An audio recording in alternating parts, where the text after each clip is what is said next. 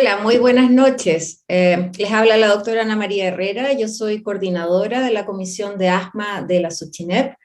Y el día de hoy la comisión ha preparado un interesante webinar y además muy atingente al momento epidemiológico que estamos viviendo acá en Chile.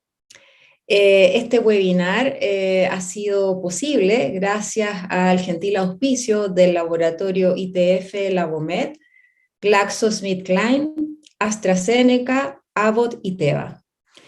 El webinar del día de hoy contará con un excelente expositor, que es el doctor Manuel Soto Martínez, quien es pediatra neumólogo del Servicio de Neumología del Hospital Nacional de Niños de San José de Costa Rica.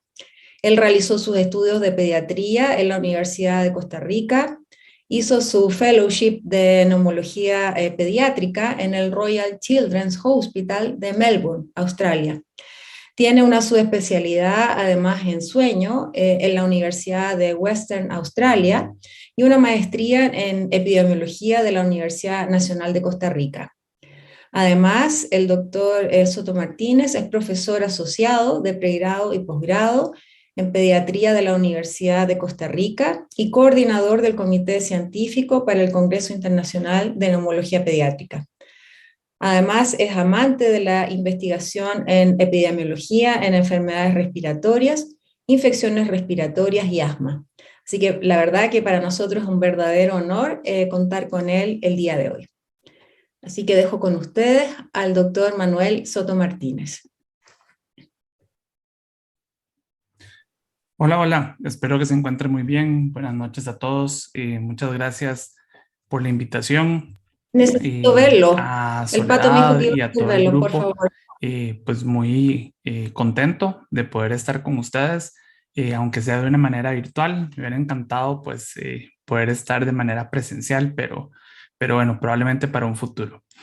El día de hoy se me pidió que conversar un poco acerca de los ataques de asma en niños y por el grupo al que estoy pues invitado a conversar un poco, pues le puse adicional unos retos y oportunidades en el manejo de los ataques de asma en niños, con algunos puntos que quisiéramos eventualmente discutir.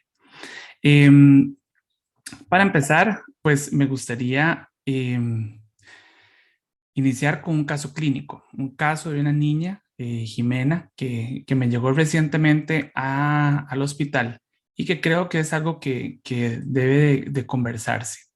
Jimena es una niña de 7 años, ella es asmática desde el año y 6 meses, estaba en control en el hospital, no con mi persona, sino con otro colega, pero tiene el antecedente de haber tenido 4 internamientos prepandemia cuando estaba pequeña, desde el año de edad, había tenido una infección grave por virus respiratorio sincicial. Posterior a eso, había tenido 2 infecciones por rinovirus y tuvo un metaneumovirus. De esos son esos 4 internamientos que tuvo durante toda esa época. Ella tiene antecedentes de asma en la familia y durante su etapa prepandemia estuvo tratada con esteroides inhalados, con Montelukast, con una estabilidad en sus síntomas, pero desde la pandemia el tratamiento fue suspendido debido a que, bueno, se perdió cierto control, pero además de eso, la niña dejó de enfermarse, la niña dejó de tener episodios y la niña dejó de consultar. Como lo menciono acá, se mantuvo asintomática durante la pandemia. Ahora, lo que llama la atención con Jimena es que en el 2022, que es a la edad de 7 años, ha tenido 2 internamientos por asma y más de 10 visitas a los servicios de emergencias. ¿Y qué es lo que ha pasado? Pues básicamente lo que ha pasado es que desde que ingresa a la escuela en febrero en Costa Rica, las escuelas empiezan en febrero y este año en particular es cuando se levantaron la mayoría de las medidas tomadas por la pandemia. Y vean que ella ingresa a febrero a la escuela, empieza a enfermarse y desde marzo no regresa a la escuela. ¿Y no regresa por qué? Porque tuvo una primera hospitalización en el hospital regional en donde ella vive por 5 días. Nuevamente vean ustedes positivo por un rinovirus.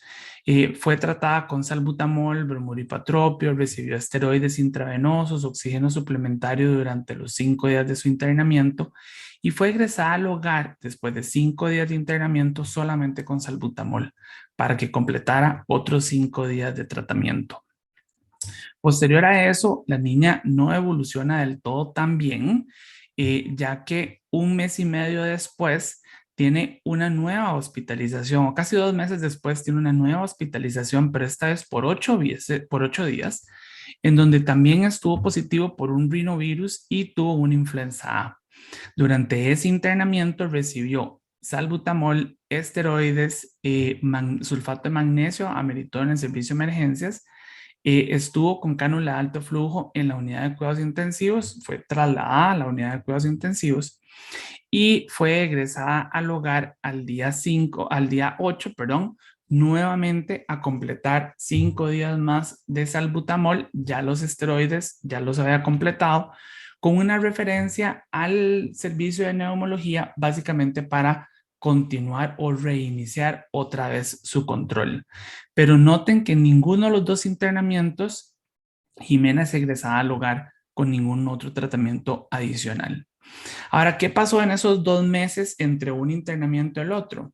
Que Jimena tuvo alrededor de 5 visitas a los servicios de emergencias a nivel local. Siempre recibió tratamiento agudo con esteroides intravenosos, intramuscular, con esteroides orales o eventualmente con cursos de salbutamol, sin ningún tipo de tratamiento diferente al que ya les acabo de mencionar.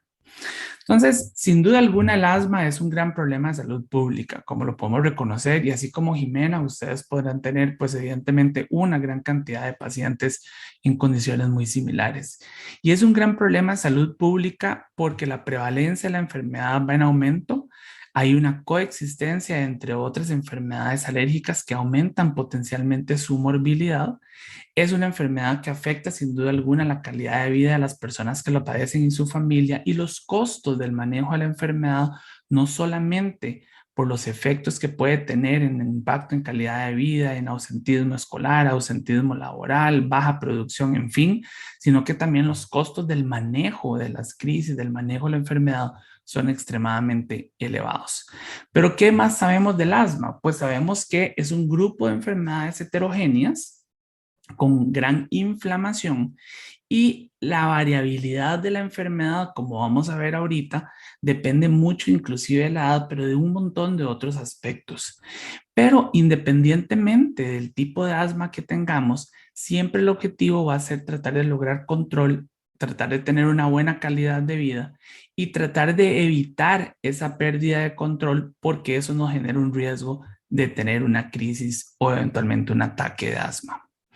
Como sabemos, el asma no es una enfermedad única o no es una entidad única. Sabemos que es más un síndrome en donde hay una gran diversa manifestación de síntomas, y sabemos que hay distintos tipos de asmáticos que se nos van a presentar de manera distinta, y eso nos genera pues un gran problema porque todavía hoy en día no tenemos muchas herramientas o herramientas tan disponibles en muchos de los países como nosotros para poder eventualmente controlar o identificar muy bien este tipo de fenotipos. Pero sí sabemos que hay una enorme diferencia entre los distintos tipos de asma, y vean que en la niñez, aunque hablamos en su gran mayoría de un asma de tipo alérgica, reconocemos que inclusive en los mismos, entre los diferentes grupos de edad, el asma se nos manifiesta de manera distinta y nos va a responder de manera distinta a los tratamientos. Ahora, como les mencionaba anteriormente, independientemente de donde usted viva, en un país rico, en un país pobre, sea usted gordo, sea usted flaco, sea usted alto, sea usted bajo, el objetivo del manejo del asma siempre va a ser mínimos síntomas, no ataques, mínimos efectos secundarios, idealmente los medicamentos o ninguno, una función pulmonar normal, un crecimiento y un desarrollo de la función pulmonar normal, y ninguna limitación en la calidad de vida.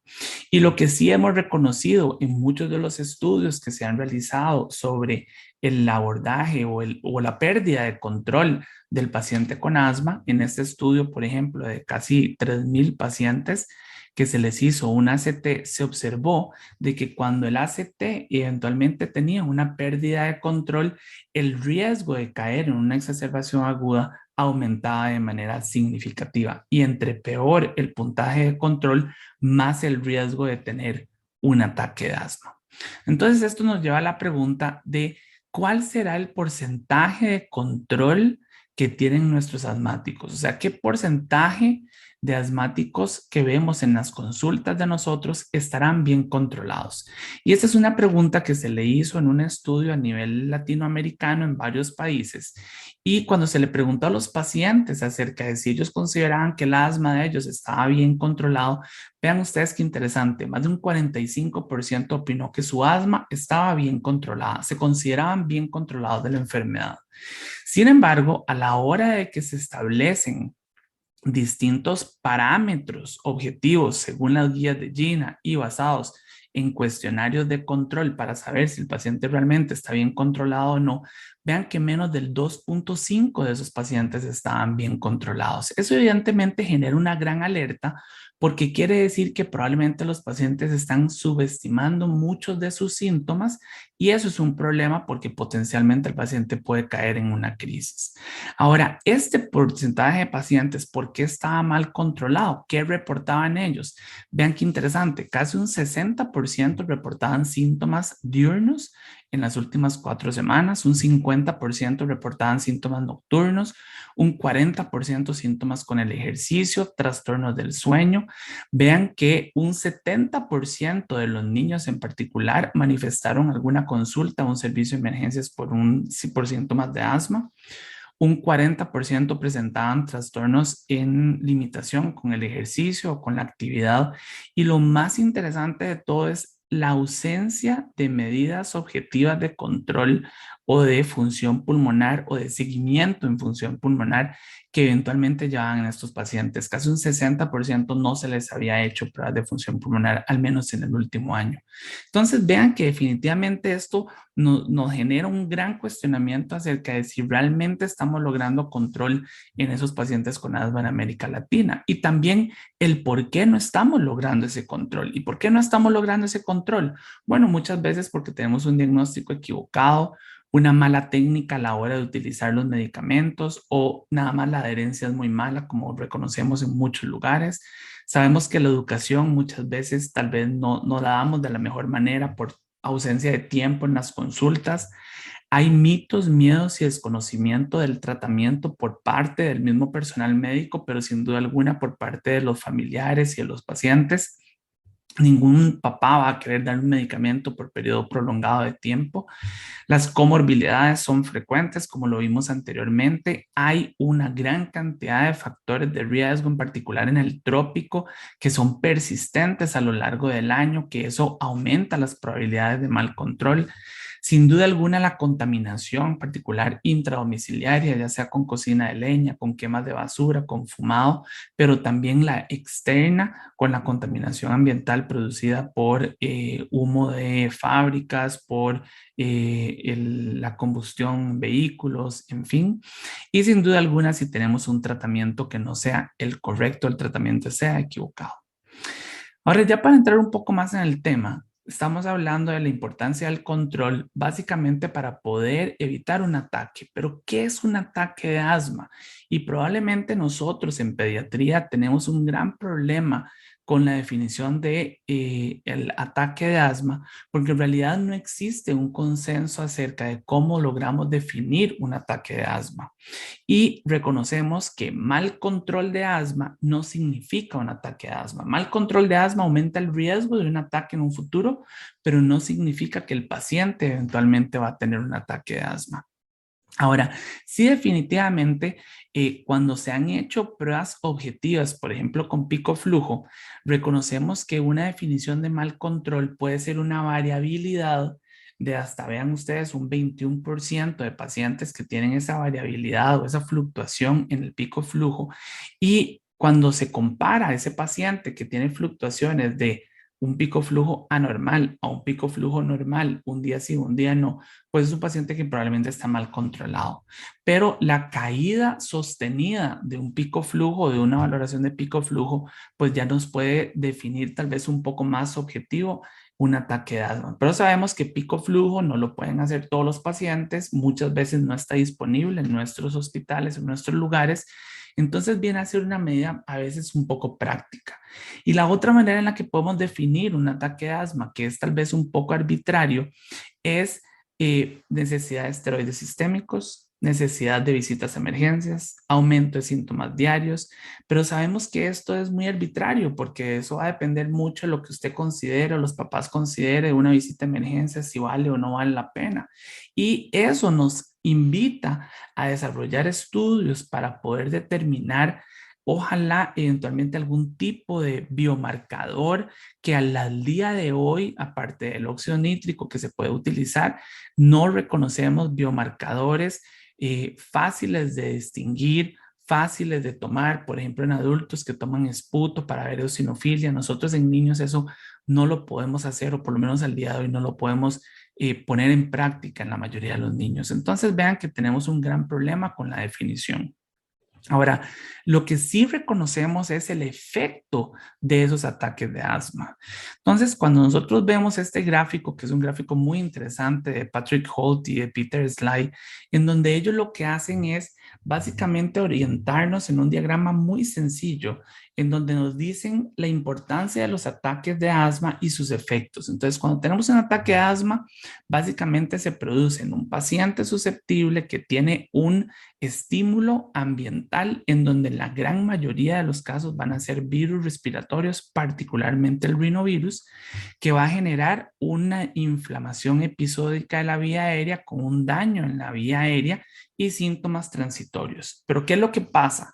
De que siempre que hay inflamación, hay daño, porque después de la inflamación hay un periodo de reparación de esa vía aérea que le vamos a llamar remodelamiento, y cuando esto se da en ciclos de manera recurrente, ese daño a nivel pulmonar le vamos a llamar remodelamiento, en donde hay cambios patológicos que por los estudios a nivel de Inglaterra, por los doctores Seglani y el doctor Bush, hemos aprendido de que inclusive tan temprano antes de los 3 años de edad ya pacientes pueden tener eventualmente remodelamiento de la vía aérea.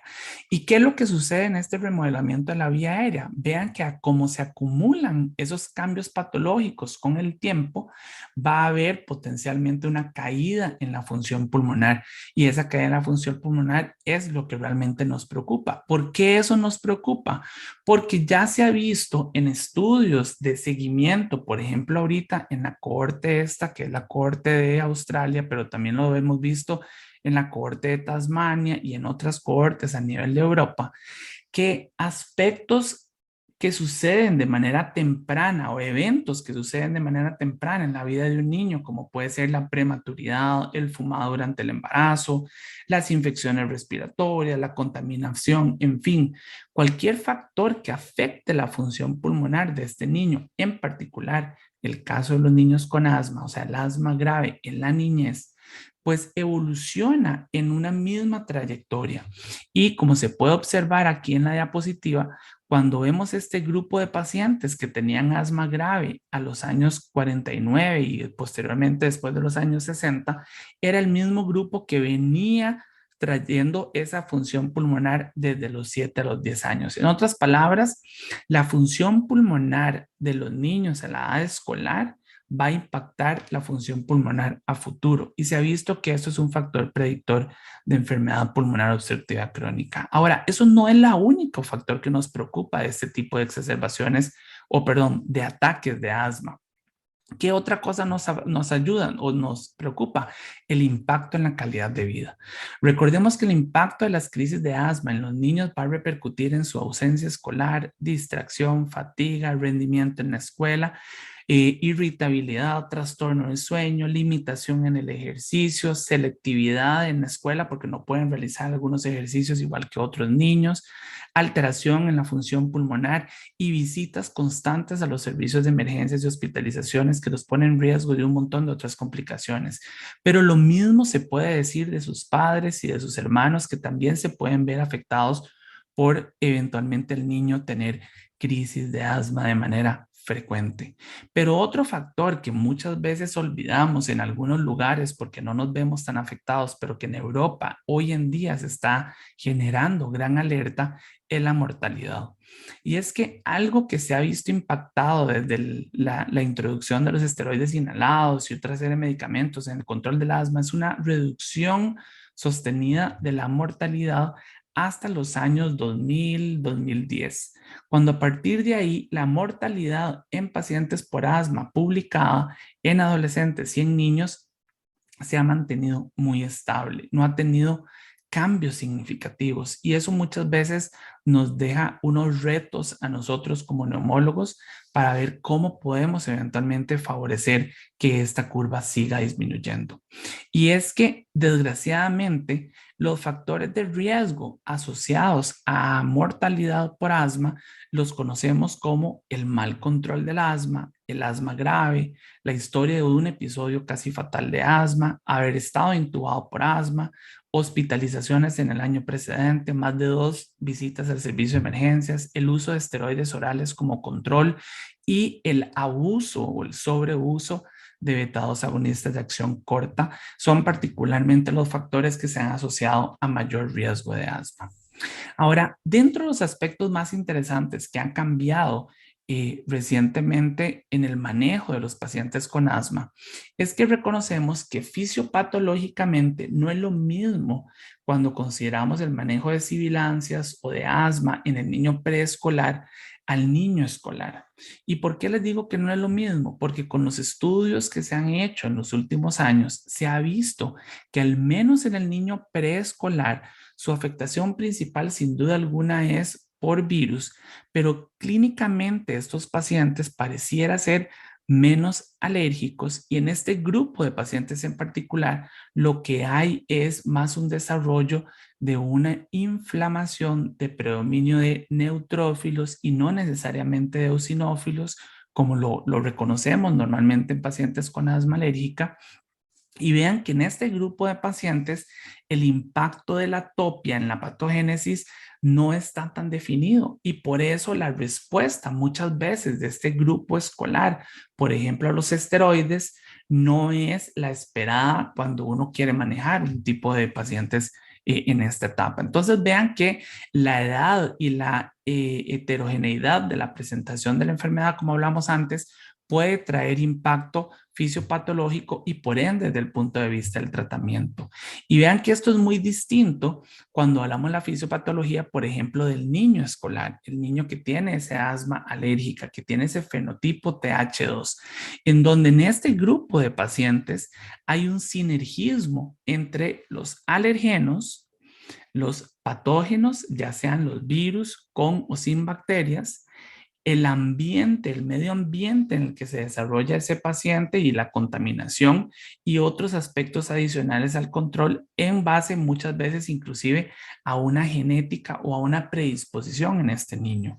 Y en este grupo de pacientes, en particular aquellos afectados, por ejemplo, por rinovirus, que dijimos que es un gran grupo de pacientes, vean cómo este grupo de niños se ha visto que tienen una respuesta antiviral reducida con una disminución en interferón gamma, beta, y en este grupo de pacientes se da mayor replicación viral, mayor prolongación de la enfermedad y sin duda alguna mayor inflamación. Una inflamación muy TH2, muy eosinofílica y por ende este grupo de pacientes sí tiende a responder muy bien a lo que son los broncodilatadores y por ejemplo a los esteroides. Entonces vean cómo la fisiopatología inclusive cambia de manera significativa entre los grupos. Un ejemplo de esto que les traigo acá es un estudio que hicimos en Costa Rica, un estudio que se hizo básicamente en los servicios de emergencias, en donde observamos que al menos en nuestro país la sensibilización alérgica a los ácaros y el riesgo de una crisis aguda de asma era muchísimo mayor en la presencia de un rinovirus y la sensibilización alérgica. O sea, en otras palabras, el paciente asmático que llegaba a un servicio de emergencias con una crisis de asma o el paciente asmático que estaba altamente sensibilizado a los ácaros y tenía una infección aguda por rinovirus tenía casi 32 veces más riesgo de caer en un servicio de emergencias con una crisis de asma versus aquel paciente asmático que tal vez no estaba sensibilizado a ácaros o no tenía esa infección por rinovirus. Entonces es algo que es importante prestarle atención. Pero entonces, ¿qué podemos hacer? Sin duda alguna, lo primero que debemos hacer es medir bien el control en nuestros pacientes, poner a nuestros pacientes en control. Y para eso nosotros tenemos que empezar a acostumbrarnos y educar a los médicos generales y a los pediatras a controlar la enfermedad y aprender a controlar la enfermedad, preguntar por síntomas diurnos, nocturnos, síntomas con el ejercicio, si ha estado ausentándose a la escuela, si ha estado ausentándose de alguna actividad, si está pudiendo hacer ejercicio o no, utilizar pruebas de función pulmonar, ya sea picoflujo, ya sea espirometría, ya sea algún otro tipo de medidas que queramos eventualmente utilizar y valorar el uso eventualmente de beta-2 agonistas de acción corta y su sobreuso para reconocer cuál es el estado de control de ese paciente. Y después de eso, seguir lo que nos enseña el ciclo del abordaje del manejo del asma, que para mí y para muchos de ustedes probablemente es probablemente lo más importante de las guías de Gina, que nos enseña cómo tenemos que evaluar al paciente, cómo tenemos que decidir medicamentos, cómo tenemos que eventualmente evaluar la respuesta y saber y reconocer que el manejo de síntomas, el control de síntomas y el evitar los ataques es probablemente de los factores más importantes, tomando en cuenta muchas veces algún tipo de estrategia, algún tipo de preferencia y satisfacción del paciente. Cuando hablamos de este tipo de factores, vean que aparte de confirmar el diagnóstico, uno de los pasos más importantes en el manejo de los pacientes o la determinación de los pacientes para evitar este tipo de crisis es el control de factores de riesgo modificables. Y en esto les traigo un estudio muy interesante que hicimos en nuestro país, que Costa Rica tiene un hospital de niños para todo el país. Es un hospital que tiene el tercer nivel de atención, o sea, todos los neumólogos estamos concentrados en ese hospital. Entonces, se supone que ahí vemos el grupo de pacientes asmáticos más grave de todo el país. Entonces, decidimos hacer un estudio acerca de determinar cuál era la prevalencia de los factores de riesgo en nuestros pacientes, o sea, pacientes que están seleccionados, que ya pasaron por médico general, por pediatra, que están en control con un especialista, que reciben educación por parte de enfermería del hogar, que son visitados en sus casas por el grupo de enfermería, terapia respiratoria, farmacia, para saber cuál era la prevalencia de algunos factores que potencialmente eran modificables. Entonces, de casi 500 pacientes que tenemos nosotros, vean qué interesante, el 37%, casi un 40% cumplía con criterios de mal control según las guías de Gina. Entonces, vean que ya vamos en alerta. De esos, un 83% tenían al menos un factor de riesgo que era potencialmente modificable. Entonces vean que ya ahí nos dice todo, ¿verdad? Nos dicen cómo debemos de prestarle atención a esos pacientes. Bueno, lo más interesante era que ese grupo de pacientes mal controlado tenía en el último año tuvo casi 7.5 veces más riesgo de un ataque agudo de asma y casi 5 veces más riesgo de terminar en un servicio de emergencias que el paciente que se encontraba controlado. Y dentro de los factores de riesgo modificables que más encontramos fue el vivir en casa con muchas personas, el hacinamiento, la quema de basura cerca del hogar, vivir en una zona rural, porque usualmente en Costa Rica la zona rural es donde hay más agricultura, más agroquímicos, es donde hay más humedad muchas veces y la presencia de polvo y moho en las casas. ¿Y por qué esto? Porque reconocemos que al menos en Costa Rica y muchos de los países del trópico, estos son los principales factores de riesgo que se encuentran en las casas, como parte de los contaminantes biológicos, los ácaros, el moho y eventualmente las cucarachas. Pero también nos dimos cuenta que habían otra serie de factores que no habíamos tomado en cuenta anteriormente. Por ejemplo, tenemos 3 volcanes que están activos, que están emanando ceniza en distintos lugares, y ese grupo de lugares era el grupo donde se encontraban pacientes con más sintomatología respiratoria.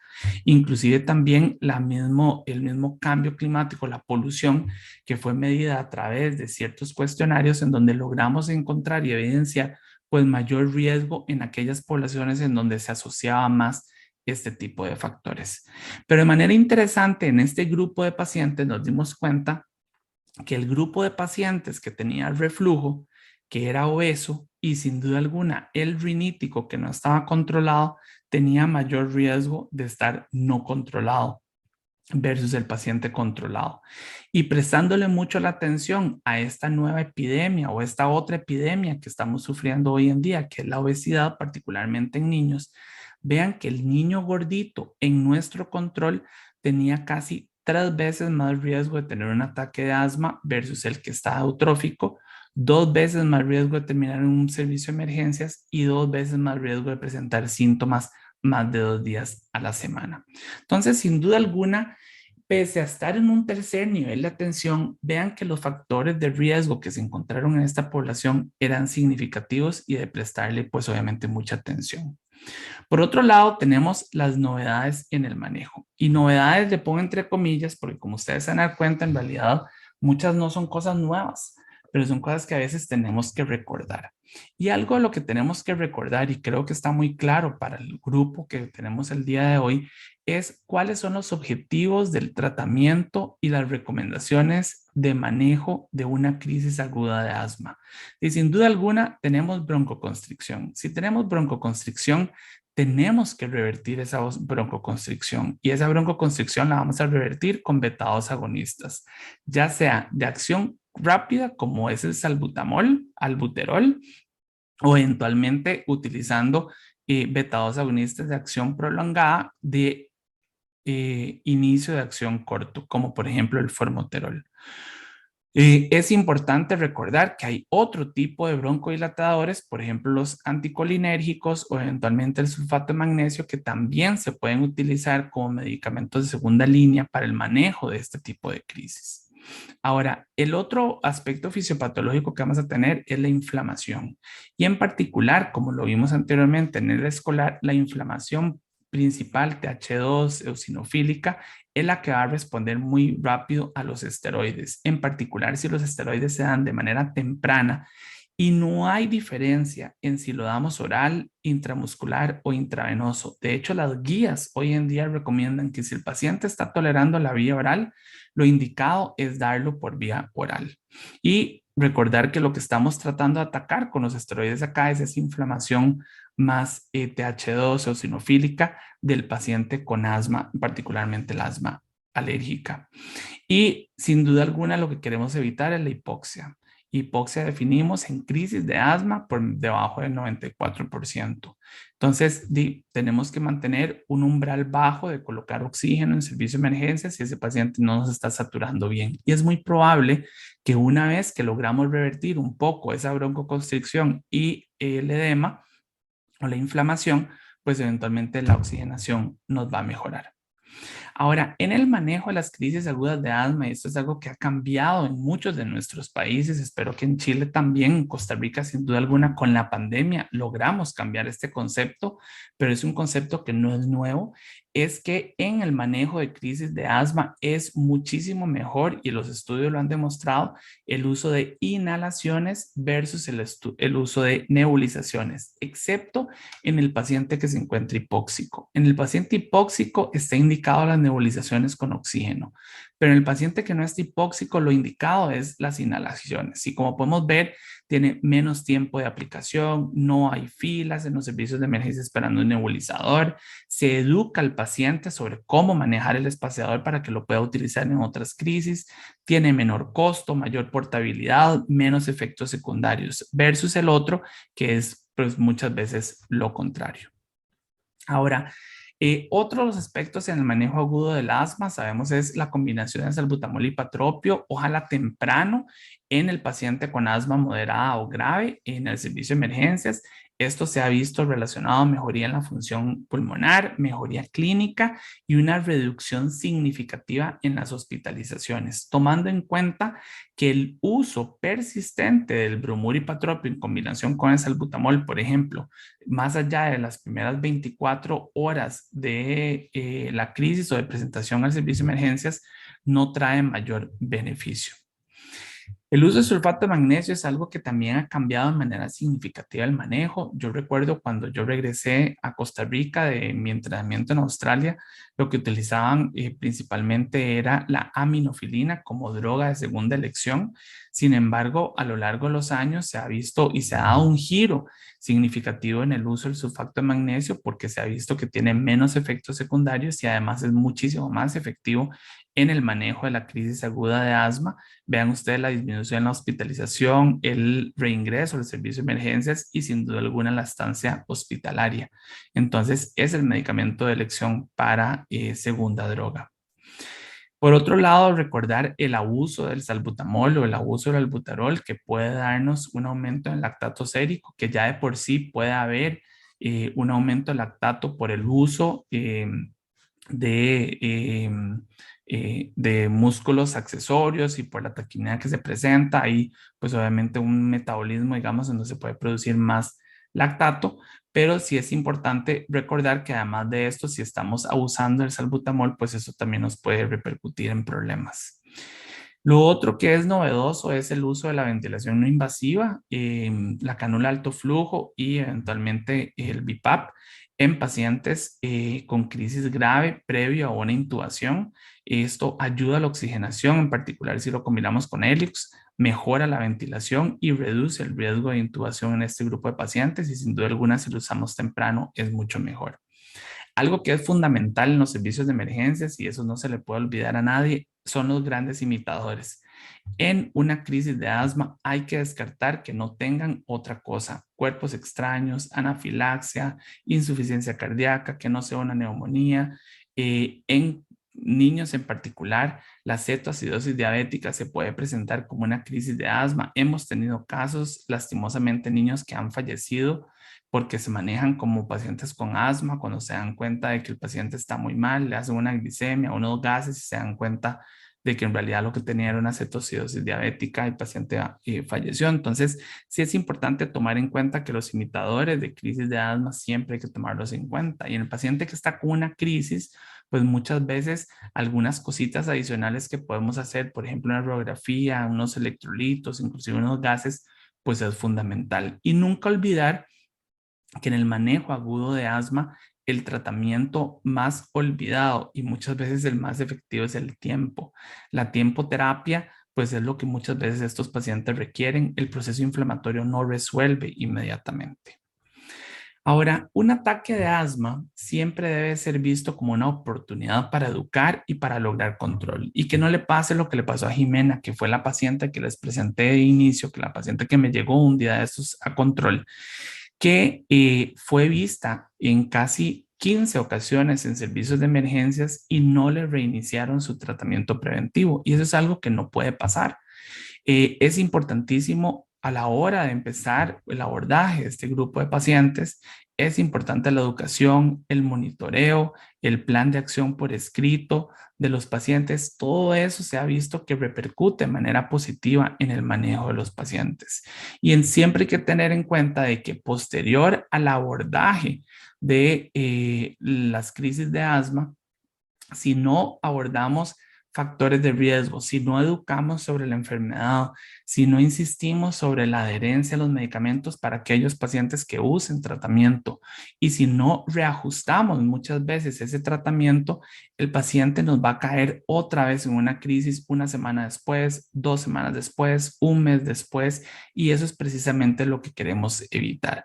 No queremos que ese paciente caiga eventualmente en ese grupo de pacientes conocidos como asmáticos leves, en donde se han visto asociado de que pacientes con asma leve, vean ustedes, casi un 40% pueden hacer ataques de asma graves, un 16% con asma casi fatal y el 20% de los pacientes asmáticos que fallecen han sido clasificados como asmáticos leves. Entonces uno no quiere que esos pacientes tengan esa etiqueta y que no nos preocupemos por el control. Y eso me lleva a uno de los cambios tal vez un poco más controversiales y significativos que ha habido recientemente, que ha sido el uso, el no uso del salbutamol como para manejo inicial en el paciente con crisis de asma. Y es que el salbutamol es de los medicamentos que más se conocen desde los años 60, ha sido el medicamento de elección para el manejo de crisis de asma. Pero el problema que ha habido con el salbutamol muchas veces es el sobreuso. ¿Por qué el sobreuso? Porque el paciente muchas veces identifica que ese es el tratamiento que le alivia sus síntomas y por algo es el tratamiento que tienen que usar. Y dejan de usar el tratamiento preventivo que al final es el que va a lograr controlar los síntomas y muchas veces evitar que caigan en una crisis. Entonces, el salbutamol sí ha tenido eventualmente algunos reportes de estar relacionado a mal control y eventualmente a visitas a emergencias e inclusive eventualmente la muerte. Y eso pues se ha visto en reportes recientes, particularmente en el Reino Unido, en donde un 9% de los pacientes que han fallecido por asma fallecieron usando salbutamol solo y de estos pacientes, un 39% tuvo un exceso de prescripciones de salbutamol. Que a título personal, no sé ustedes qué opinan, probablemente se lo podemos discutir, pero yo no necesariamente soy de la opinión de satanizar el salbutamol, ¿verdad? Yo creo que va más de la mano de la identificación del poco control, de usar o no usar el tratamiento preventivo, el no enviarle un tratamiento preventivo, el no controlar factores de riesgo, porque un porcentaje alto de estos pacientes eran fumadores, tenían mala adherencia a los tratamientos, en fin, entonces, pues evidentemente el cuento es un poco más largo. Bueno, esto lo que hizo fue que generó una serie de cambios en las guías de GINA, como ustedes bien conocen, acerca del uso de eventualmente distintos medicamentos. Y entonces, a partir de ahí, en los pacientes adultos y adolescentes, la elección escogida como controlador y como aliviador en el manejo de las crisis es el uso combinado de esteroide inhalado con formoterol en un solo inhalador. Como un step 1 o step 2.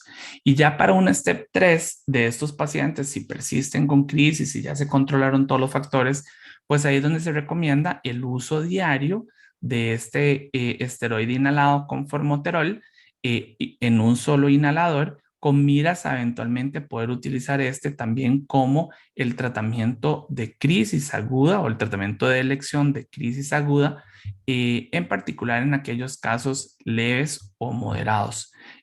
Posterior a eso, pues ya ustedes conocen el resto de los steps en el tratamiento.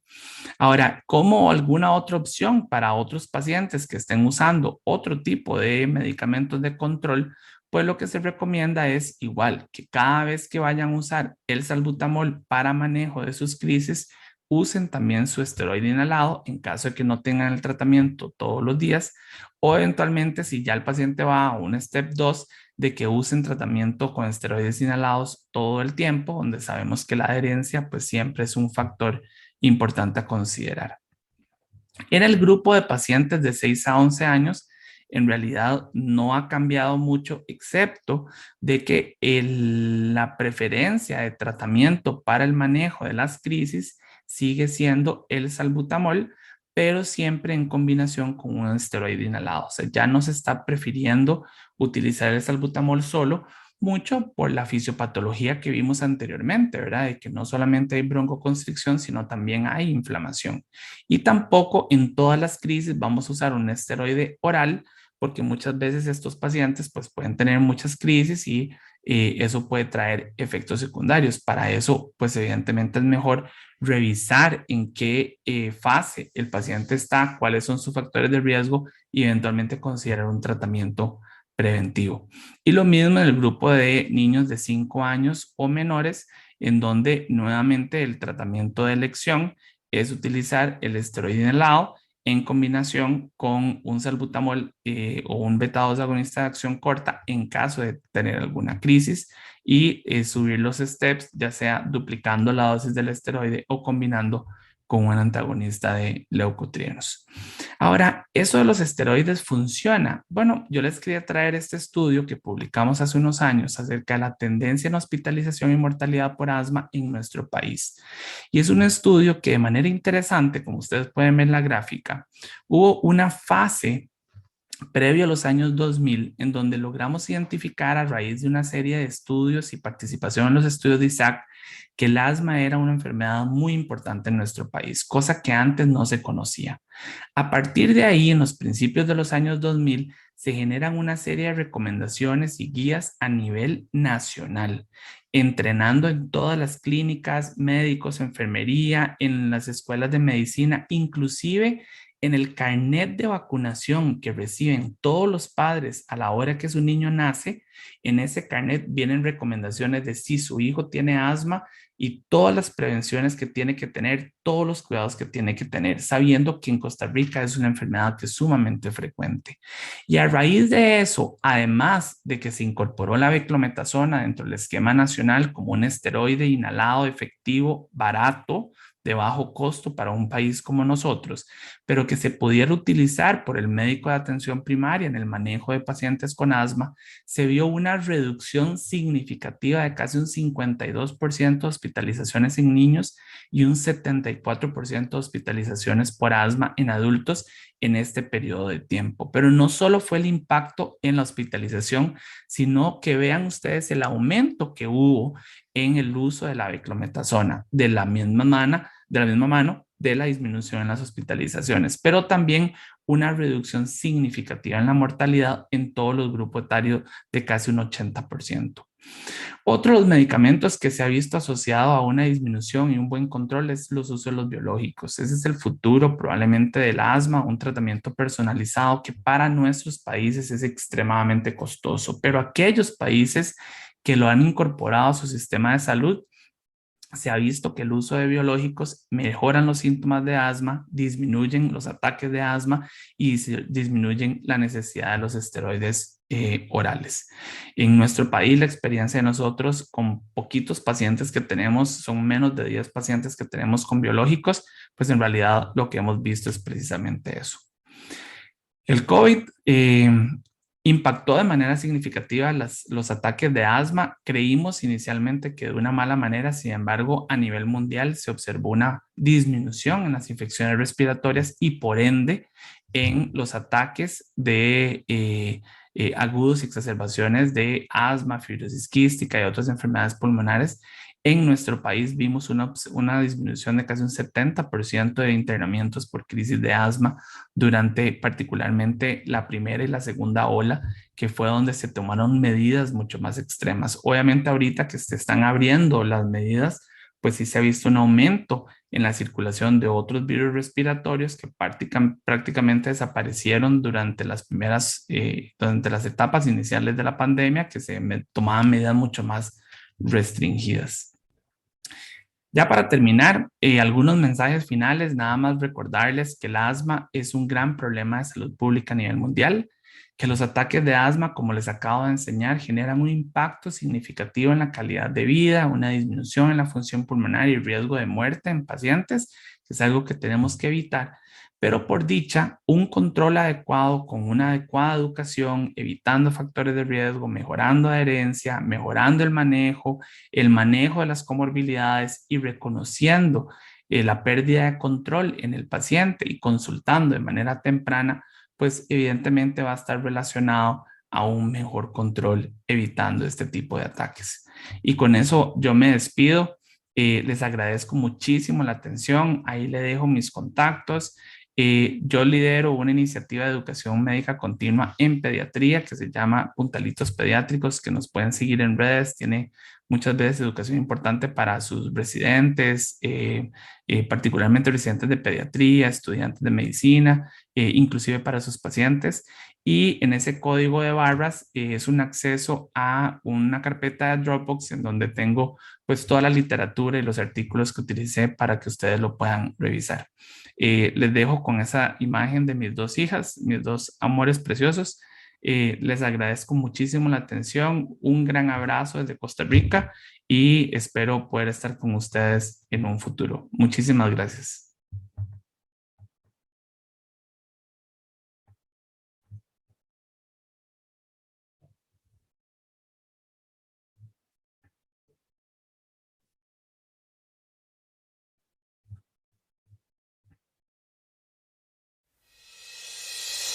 Manuel, por tu excelente presentación, la verdad que muy buena, muy completa.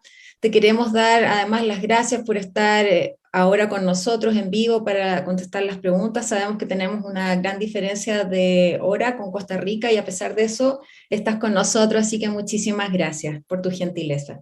Hay muchas preguntas. Una de ellas es, ¿qué escala recomiendas para clasificar la severidad de las crisis de asma? Vieras que esa es una muy buena pregunta. ¿Me escuchas bien? Sí. Sí. Vieras que esa es muy buena pregunta. Y en realidad, yo lo que siempre recomiendo es utilizar la escala que a nivel de las guías nacionales, si existen guías nacionales para el manejo de las crisis, utilizan para poder unificar eventualmente los criterios. Nosotros en lo personal, en el servicio de emergencias, que es donde más utilizan ese tipo de escalas, la que más utilizamos es la escala de Wood, que es la que básicamente analiza de 4 aspectos particulares del patrón respiratorio, de frecuencia respiratoria, de esfuerzo respiratorio, sibilancias. Pero esa es la escala por lo menos más reconocida y que tiene tal vez más estudios. Perfecto. Hay varias preguntas con respecto al sulfato de magnesio. Si la recomendación es mejor usarlo por vía endovenosa o nebulizado. Ok, con el sulfato de magnesio sí es interesante 2 aspectos. Una de las, tal vez por cuestiones de tiempo y todo lo que se quería abarcar en la charla, tal vez recordar un poco cuando vimos lo de la fisiopatología del niño pequeño, en particular el preescolar, versus la fisiopatología del escolar, que es más TH2, más eosinofilia. Lo que se ha visto es que el sulfato de magnesio en particular es útil y altamente efectivo más en el paciente escolar y no tanto en el paciente preescolar. De hecho, hay un estudio pues, muy reciente en niños menores de 2 años utilizando sulfato de magnesio intravenoso que no demostró pues, mayor eficacia. Sin embargo, cuando se ha utilizado en niños asmáticos en los servicios de emergencia, lo que sí se ha observado es que el sulfato de magnesio que ha demostrado tener diferencias ha sido el uso intravenoso y no el uso nebulizado, que es curioso porque en los adultos es al contrario, más bien en los adultos tiene mayor beneficio el nebulizado que el intravenoso, pero en niños en los estudios se ha utilizado intravenoso. Al respecto, preguntan si al administrar el sulfato de magnesio se debe realizar una monitorización constante del paciente y qué tan real es la probable hipotensión que puede causar este medicamento. Vieras que es una recomendación y un cuidado, es un efecto secundario que está descrito, pero nosotros, al menos en el hospital, desde hace más o menos unos 10 años, cambiamos las guías en el manejo como droga de segunda elección y no hemos visto en realidad efectos de hipotensión en el uso en los pacientes, inclusive en pacientes a los que se les ha tenido que utilizar una segunda dosis. Con respecto a, ¿cuál era la primera parte? Que si se tiene que hacer una monitorización constante. Ah, ok.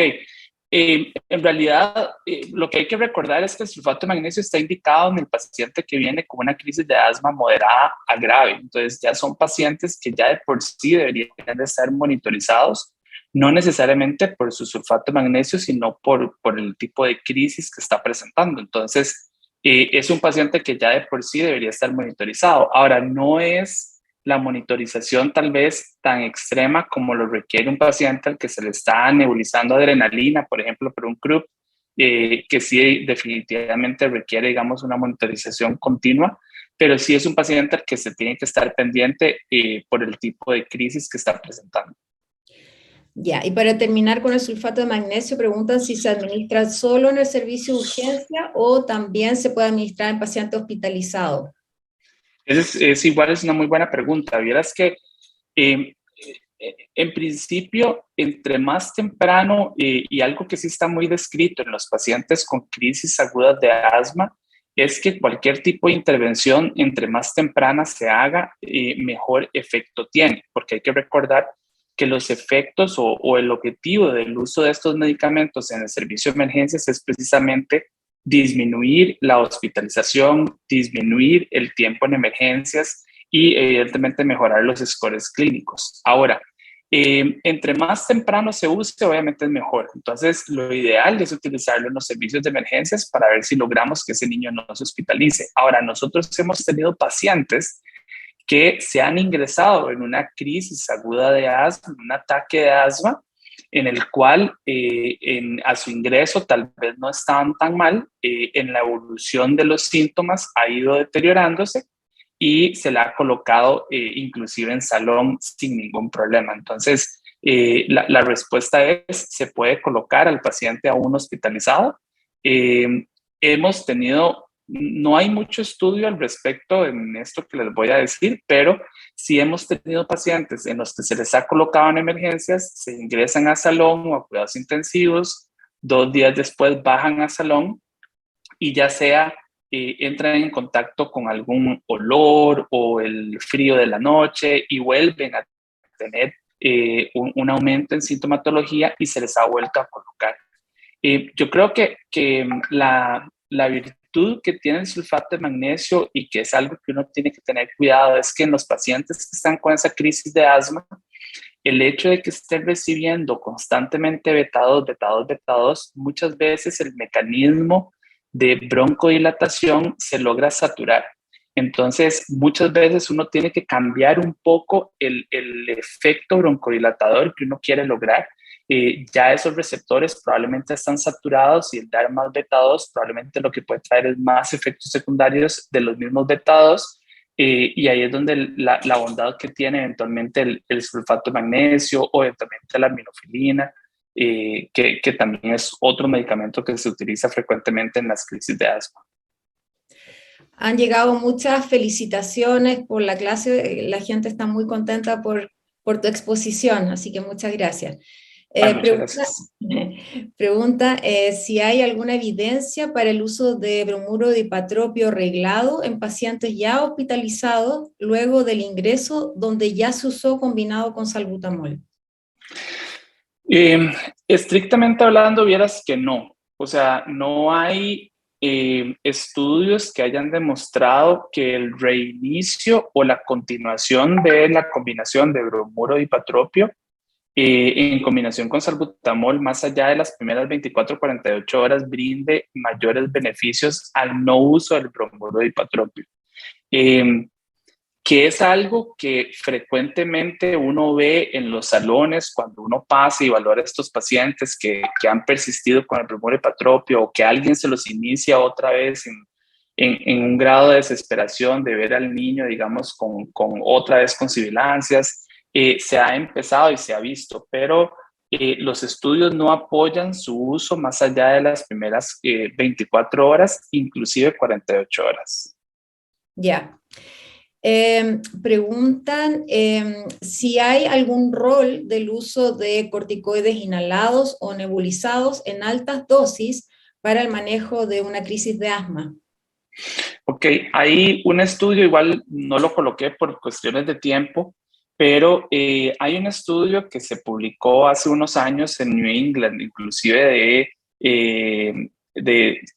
un estudio en donde se aumentó en casi 5 veces la dosis del esteroide inhalado. Este fue un estudio que se hizo particularmente en niños preescolares y no hubo resultados significativos en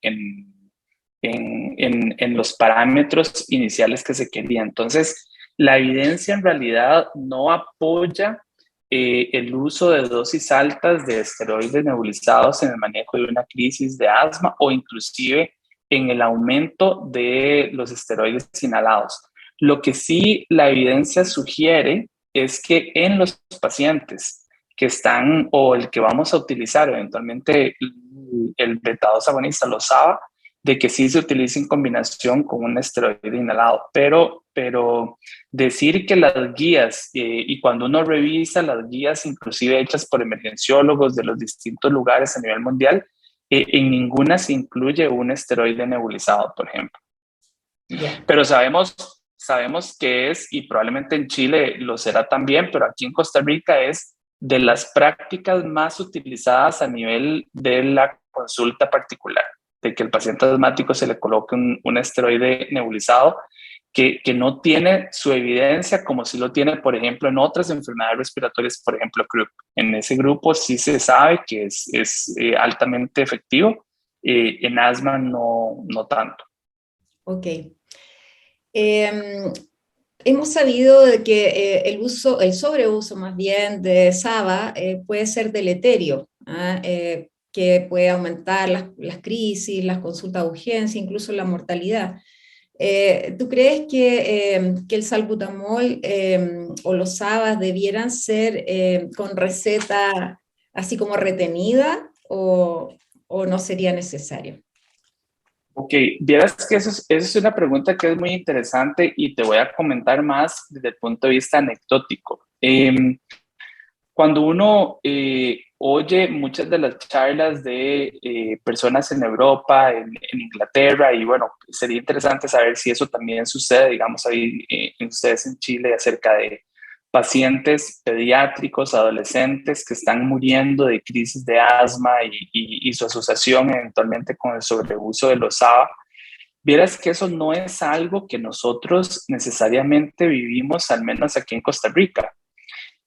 Nosotros en particular, desde el punto de vista del manejo del asma, hemos sido un país, yo creo que en parte, pues bendecido en el sistema de salud como tal, porque al tener un sistema social que cubre al 100% de la población, la mayoría de los pacientes asmáticos de nosotros tienen acceso eventualmente a medicamentos como la diclometasona o los distintos esteroides inhalados. Y aunque no es que la mayoría de los pacientes tienen un 100% de control, como lo vieron ahorita en el estudio que hicimos en el hospital, sí el uso de esteroides inhalados en nuestro país probablemente yo podría decir que es un poco mayor que en estos otros países en donde sí se ha visto esa mortalidad. Yo no necesariamente creo que debe ser un medicamento, yo creo que sí es un medicamento que tiene sus precauciones, siento que es un medicamento que el paciente que debería de utilizarlo debe de estar educado para su uso y para eso es un paciente que debería de tener una receta médica, en eso sí estoy totalmente de acuerdo. Yo sí creo que al tener que buscar esa receta médica para poder comprar el medicamento, ese paciente tiene que entrar en contacto con un médico y ese médico va a poder, uno, educarlo y dos, eventualmente brindar probablemente consejería en control. Entonces, creo que sí sería una buena práctica en salud pública, en particular en estos lugares en donde están viendo este sobreuso del medicamento. Perfecto. Al respecto preguntan si en el manejo en el servicio de urgencia hay un número máximo de disparos o de puff de salbutamol que pueden ser utilizados. Sí, vieras que eso va a depender también mucho nuevamente de las guías nacionales. Yo les compartí al final de la presentación, yo les compartí un código de barras que eso los conecta a un folder en donde yo tengo pues todos los artículos científicos que utilicé para la charla, más un montón de otra literatura de asma que utilizaba en otras charlas. Y creo que en ese folder está el protocolo de manejo de crisis agudas que usamos nosotros en el Hospital de Niños, en el Hospital Nacional de Niños, que es el que se distribuyó en todo el país. Ese básicamente es un protocolo tropicalizado, como decimos, del protocolo que se usaba en el Hospital de Niños de Melbourne, en donde yo me gradué. Y básicamente lo que nosotros proponíamos era que en el grupo de pacientes menores de 6 años debería de recibir por número de inhalaciones de 3 a 6 inhalaciones de salbutamol, eventualmente cada 20 minutos durante la primera hora, y posterior a eso podía recibir de 3 a 6 inhalaciones, y eso podía ser cada 2 horas, cada 4 horas, cada 6 horas, evidentemente monitorizando los síntomas y efectos secundarios del medicamento. En niños mayores de 6 años, el número mágico que se puso fue alrededor de 6 a 8 eventualmente inhalaciones por tiro. Ahora, eso no quiere decir, y eso es lo que uno siempre les dice a los pacientes y a los mismos médicos, eso no quiere decir que el paciente con 4 inhalaciones no vaya a mejorar o con 5 inhalaciones no vaya a mejorar. Evidentemente, muchos de estos pacientes mejoran inclusive con solo una. Pero la dosis más o menos que se ha recomendado ha sido esa.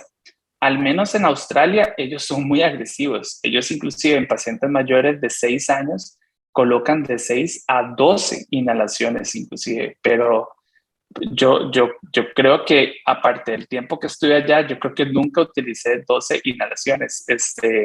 Pero digamos, yo lo que siempre les recomiendo y siempre les digo es que entre 3 y 6 inhalaciones probablemente sería el rango que yo recomendaría utilizar con los distintos pacientes que ustedes tengan.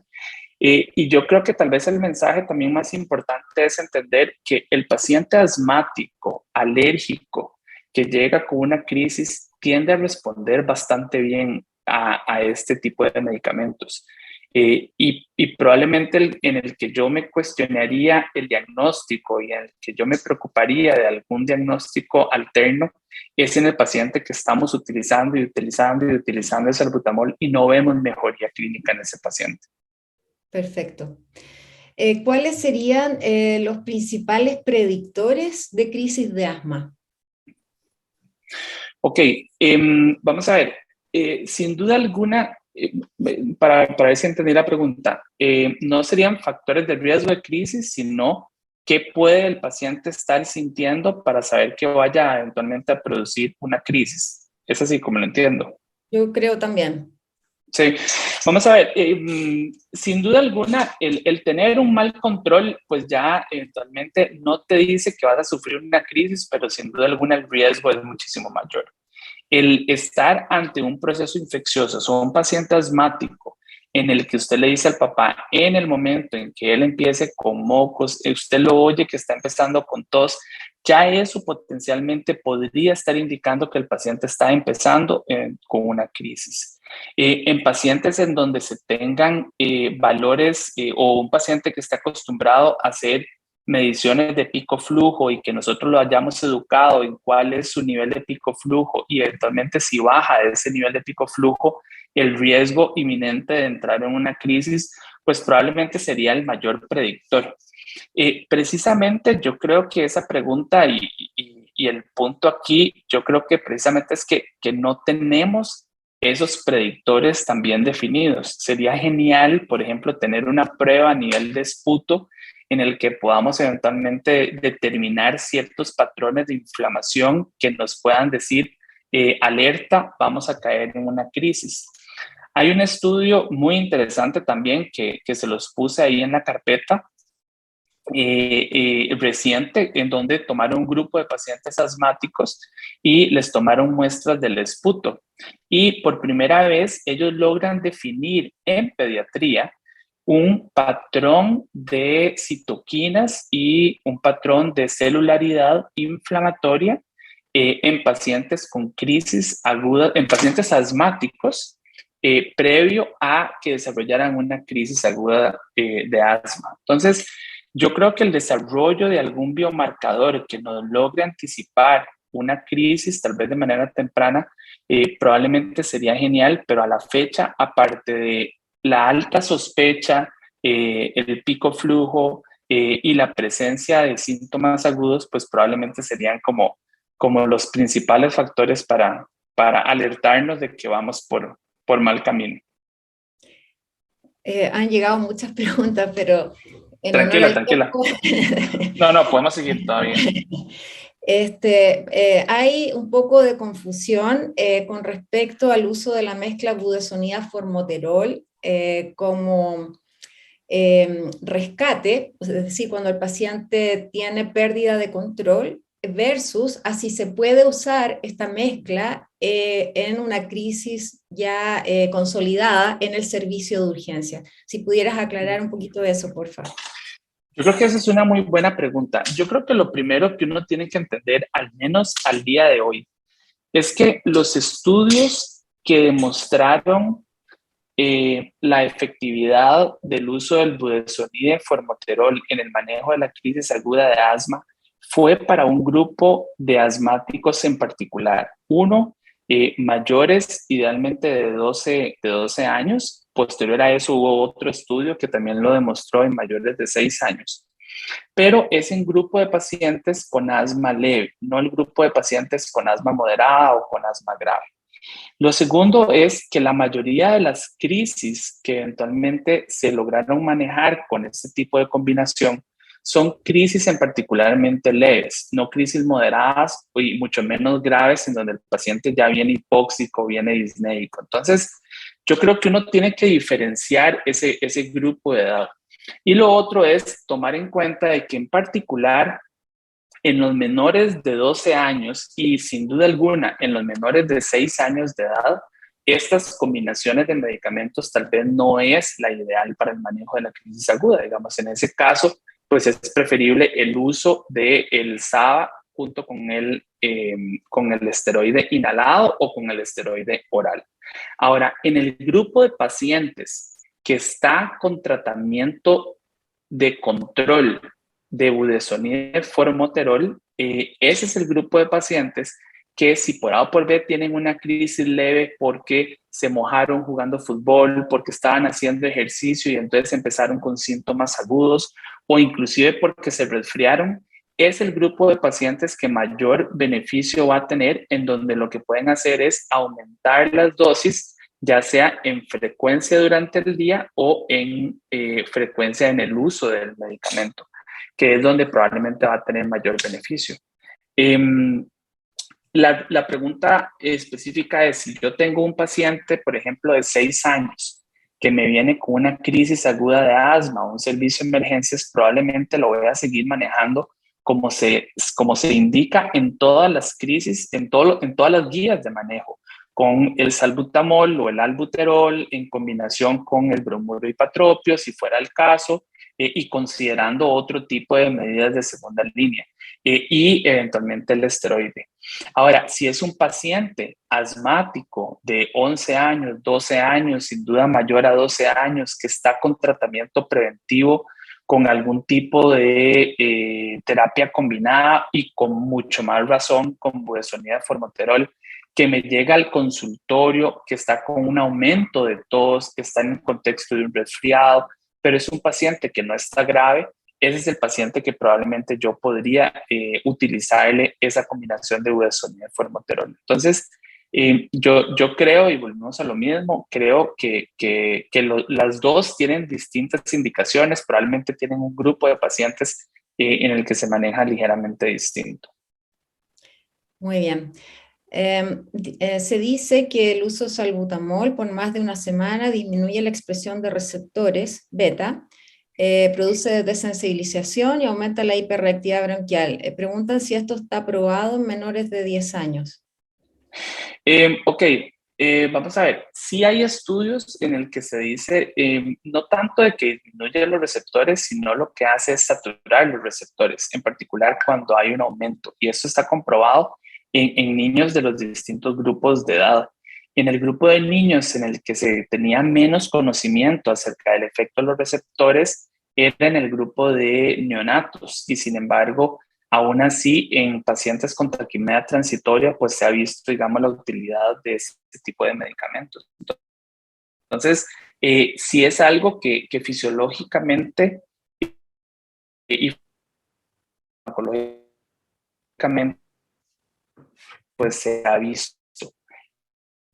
Yo creo que ahí es donde uno estamos utilizando y entender de que si un paciente tiene 5 días o tiene una semana de estar utilizando esbutamol de manera persistente y ese paciente no mejora, de que hay que buscar cuál es esa razón de que el paciente no mejora. Si es que eventualmente tiene algún proceso infeccioso, si es que tiene algún otro tipo de diagnóstico que está ocasionando el problema. Perfecto. La remodelación de la vía aérea de los niños, ¿cómo impacta en la vida adulta? Esa es una muy buena pregunta.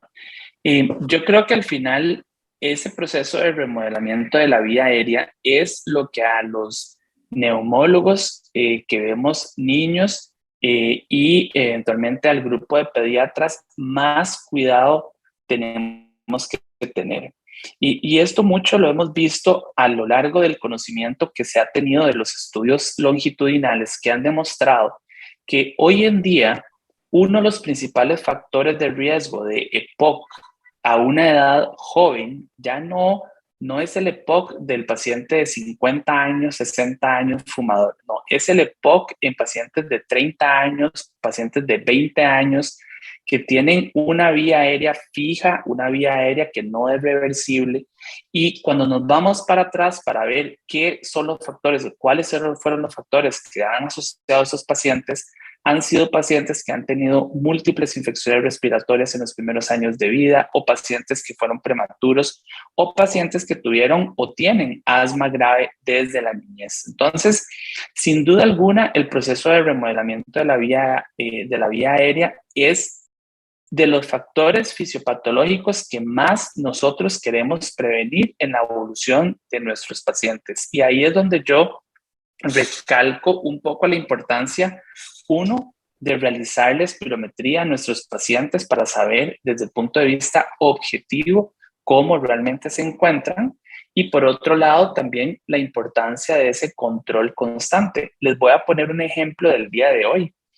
Hoy me encontraba en el hospital y me piden que vea una espirometría de un paciente de 16 años que lo manda el grupo de alergología para una espirometría.